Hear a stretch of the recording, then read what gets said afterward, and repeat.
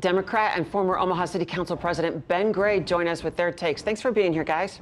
Thank you. Thank you. Hey, I want to talk about now the tenor of the campaigns. John, you ran for Senate and governor, narrowly losing twice. I hate to bring this. It's not bad memories. Ben, you narrowly lost re-election, just like 810 votes. I mean, you guys were just narrowly a loss. Curious what you two veterans think about how the campaigns are going and how they have been going.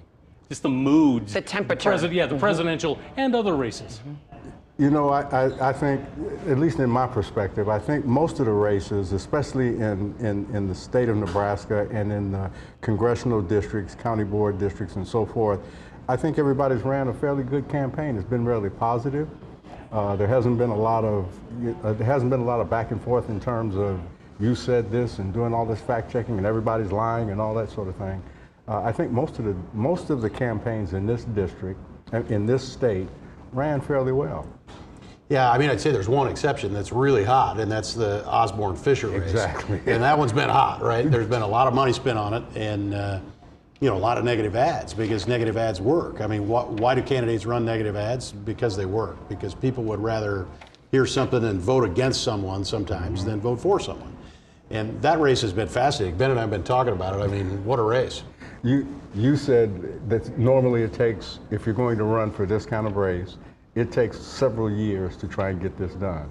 You're a veteran and you know that traveling through the state. Yeah. Osborne, it almost like he popped up out of nowhere. I mean, it's incredible to me, right? Because I spent decades traveling around the state, getting a county chair in this county and that county.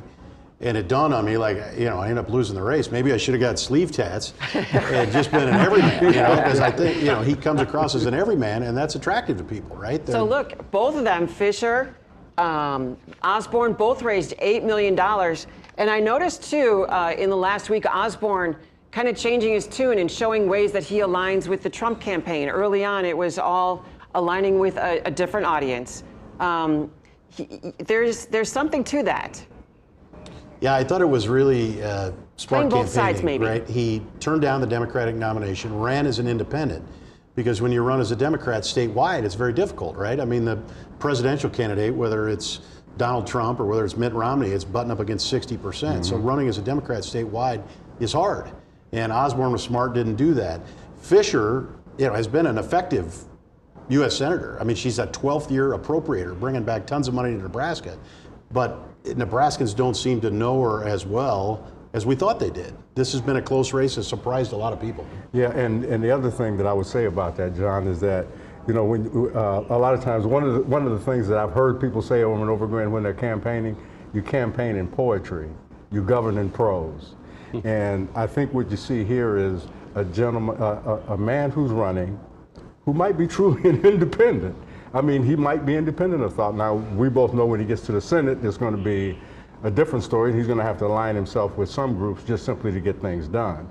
But we may be looking at a person here who truly means what he says. He's been an independent all his life, and he's running as an independent now. It's fascinating to me because she's been, in my opinion, a very effective legislator.